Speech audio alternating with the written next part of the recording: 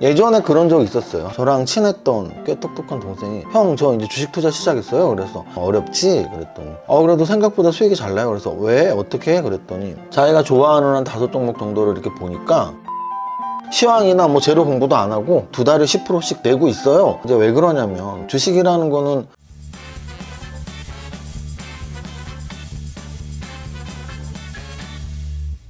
대표님, 오늘 시장 어떤가요? 자, 일단 오늘은 어제 이틀 연속 상승했다고 했는데요. 오늘 3일째 상승이 나왔습니다. 그래서 차트를 보면 이게 좀 이제 상승과 하락이 반복되는 구간이 8월 1일, 7월 31일부터인데요. 그 전까지는 확실히 추세라는 게 있었어요. 그래서 막 상승하다가 하락하다가 상승하다가 하락하다가인데 지금 8월 1일, 7월 31일부터는 확실히 조정 구간인 게 확실히 눈에 보이죠. 무슨 뜻이냐면 여기 보시면은 거래소 지수인데 7월 31일부터 이렇게 2, 3일 빠진 거를 한 4일 정도 올려주고 여기 조정받다가 또 한 번 빠지고 다시 올려주고 조정받다가 또 한 번 빠졌는데 다시 올려주고 그래서 이렇게 보면은 지금 저점을 한 3,100, 3,150으로 고점을 뭐 한 3,250 3,200? 굉장히 좁은 구간을 떨어지면 올라가고 올라가면 떨어지고 그래서 어찌 보면은 이제 또 3,200 됐으니까 내일부터 떨어지는 구간이야?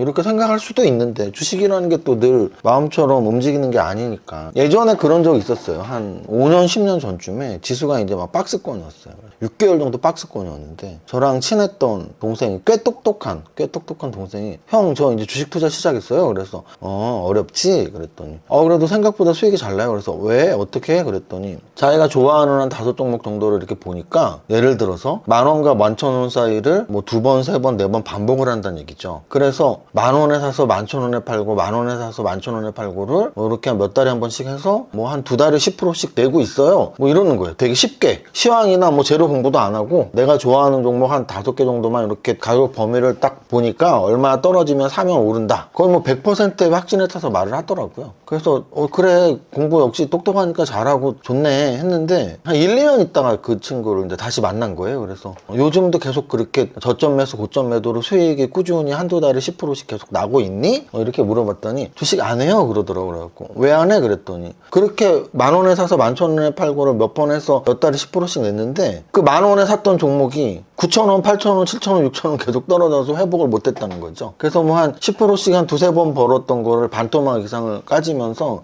이게 될 게 아니구나 뭐 이렇게 하면서 좀 안 한다고 그러더라고요. 그게 이제 왜 그러냐면 주식이라는 거는 막 상승 추세만 배우신 분들은 무조건 올라가는 줄 아는데 그렇지가 않아요. 또 하락 추세에서만 주식을 하신 분들은 매일 떨어지는 줄만 아는데 그렇지도 않아요.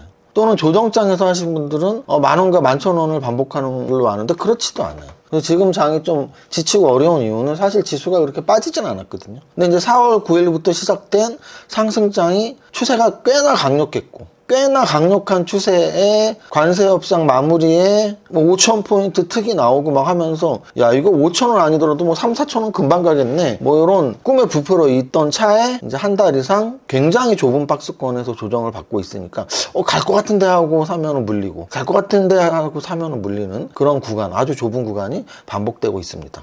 어떤 분들은 야 지수나 그런 거지 내 종목은 안 그래. 근데 과연 그럴까요? 2,000 종목의 평균값이 지수이기 때문에 한 달 동안 지수가 박스라는 건 한 20종목, 50종목 정도는 지수와 상관없이 막 오르거나 지수와 상관없이 막 떨어지는 종목도 있지만 대다수의 종목들은 지수와 똑같이 움직이진 않지만 아마 8월 한 달 구간 동안 오르락 내리락을 반복했을 확률이 꽤나 높다. 그래서 8월 한 달의 좁은 박스권 움직임이 9월에는 이제 좀 끝나나 싶은 마음이 예를 들어 9월 첫날은 막 떨어지길래 야 이제 9월은 좀 빠지나? 근데 다시 또 3일을 올려주니까 9월은 또 오르나? 근데 그러다가 8월처럼 한 달 동안이나 왔다 갔다 하는 건 아닌가? 이런 좀 안개 속의 그림자 같은 안개도 앞이 안 보이는데 안개 속의 그림자는 더 안 보이죠. 그렇습니다. 자 오늘 그래서 거래소는 0.52%가 올랐는데 그냥 8월 이후부터 움직이는 것만 보면 뭐 3,200에서는 다시 떨어지는 거 아니야 이런 생각이 들다가도 야 이 3일 정도 올랐으면 3,250, 3,400 가는 게 아니야?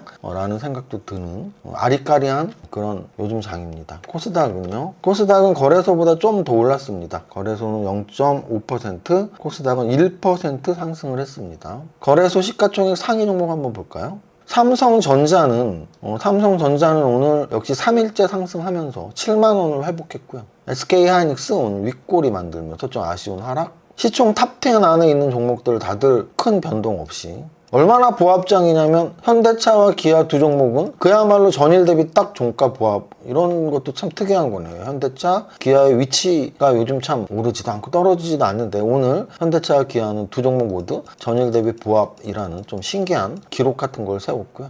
오늘 코스피 200에서 현대백화점, 호텔신라, 신세계 이런 면세점 관련주, 유통주들이 움직였는데요. 얼마 전에 한한령 해제 기대감 이런 것 때문에 엔터주가 오른 거와 비슷하게 우리나라에서 중국 관광객들 무비자, 그러면 이번에 추석 연휴 무슨 절이라 그러죠? 무슨 절에 이제 관광객이 많이 올 텐데 면세점이 좀 괜찮지 않겠어? 이런 움직임이 오늘 나왔고요. 네이버 오늘 2% 상승. 네이버는 저는 개인적으로 응원하고 있고, 응원 정도가 아니고 올라가야 되는데 라고 생각하는 종목인데 못 올라서 좀 속상하다기보단 올릴 텐데 왜 안 오르지? 의아한 그런 종목이고요. 삼성 SDS 오늘 함께 움직였고, APR 고공권에서 오르락내리락 반복하고 있고, 삼성 전기 같은 게 추세를 잘 타고 있네요.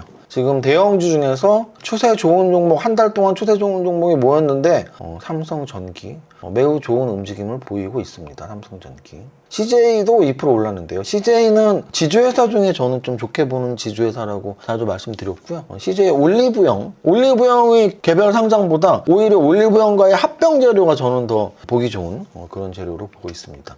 이 정도까지 보면은 오늘 코스피 200에서 2% 이상 오른 종목들, 한마디로 크게 오른 종목은 없고 면세점 관련주 또는 삼성전기, 삼성 SDS 같은 옐로우칩, 과거로 치면 옐로우칩, 요즘으로 치면 삼성전자 아래 단계에 있는 전기전자 관련주들, IT 관련주들. 거래대금 상위 종목 보겠습니다. 거래대금 상위 종목에서 삼성전자, SK하이닉스 다음으로 거래대금이 많은 건 진짜 HJ중공업은 대단하네요. 한 7,000원에서 24,000원까지는 3배 정도, 한두 달 만에 3배. 그래서 이게 원래는 한 6, 7천억짜리가 2조까지 쭉쭉쭉 오늘까지도 끌어올렸습니다. 거래대금도 터지고 있고요.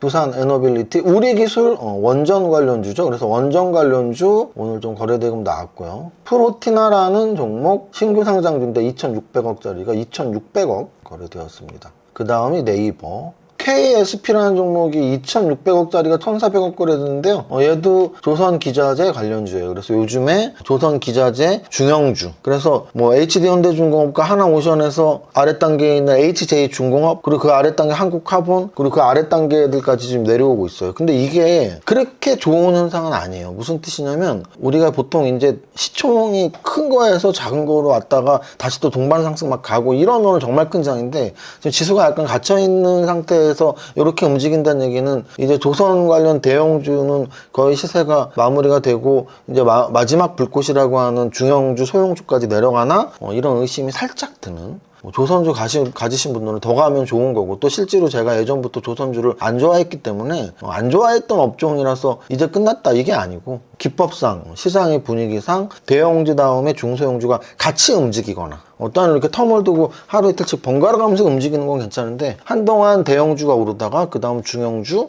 그 다음 소형주로 이렇게 내려오는 거는 약간 마무리 단계인가 라는 생각이 살짝 드는 정도입니다.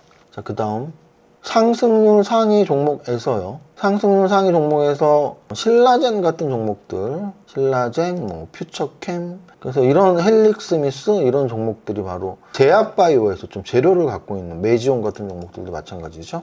제약바이오에서 좀 재료 보유주들. 그래서 어제 오늘 이틀 연속으로 제약바이오 재료 보유주들, 그리고 방금 전에 말씀드린 것처럼 HJ중공업 1조 2조짜리 어제 한국카본, 그리고 최근에 HJ중공업, 그것들이 더 아래로 내려와서 5천억, 3천억, 2천억까지, 또는 반도체 소부장에서 ISC 같은 종목들이 그렇게 오늘 유니셈까지도, 그래서 그때 이렇게 반도체 소부장이 순환매가 나고 있다. 그래서 반도체 소부장, 조선 기자재 또는 제약바이오, 오늘은 그리고 거기에다가 플러스해서 중국 관광객 면세점 소비 예상에 따른 면세점 관련주까지 이렇게 움직임이 나왔습니다. 서두에서 말씀드렸지만 차라리 막 하락장에서 하방 경직성을 갖는 조정장이 나오면 되게 반가워요. 이제 하락이 끝났나? 하락 끝나면 좋은 거잖아. 그러니까 반갑죠. 근데 이제 상승장 4월 9일부터 7월까지의 거의 급등장 30-40%가 오르는 급등장 이후에 한 달 이상 조정장은 사실 좀 지칩니다. 왜 지칠까요? 상승장이 끝났나? 또는 만약에 다시 가면 언제 가지? 굉장히 큰 기다림이 생기죠. 왜냐면 하락장이 끝난다는 기대잖아요. 굉장히 좋은 기대잖아요. 근데 이제 요건 약간 이제 우려 같은 거죠. 상승장이 끝났나? 아니면 가더라도 좀 빨리 가지 지치는데 이런 시기가 지금 한 달 이상 계속되고 있습니다. 가장 큰 재료 남은 걸로는 미국의 경제 지표에 따른 금리 인하 시기가 저는 뭐 1순위. 그래서 그거에 따른 미국 증시의 움직임이 1순위예요. 아무래도 주식시장은 결국은 경제 지표거든요. 근데 거기에 예외적으로 혹시나 하는 게 막 북중러 이런 기사들 계속 나오면서 미국과 중국 또는 미국과 러시아 또는 한국과 북한 또는 미국과 북한 어디선가 좀 문제가 생긴다면 지정학적 리스크가 불거져 나오면 안 되니까 그걸 좀 지켜봐야 될 것 같고, 또는 정기국회 시즌에서 과연 뭐 상법 개정안 또는 세제 개편안 중에 대주주 또는 배당소득 분리과세 세율 이런 것들이 어떤 식으로 결정될지 9월은 좀 그런 재료들을 보면서 천천히 한 템포 늦게 준비하는 게 좋을 것 같습니다. 오늘 여기까지 하고 첫 번째 줄 노래 부르고 마치겠습니다. 시작. 나는 10년 안에 100억 부자 될 거야. 화이팅!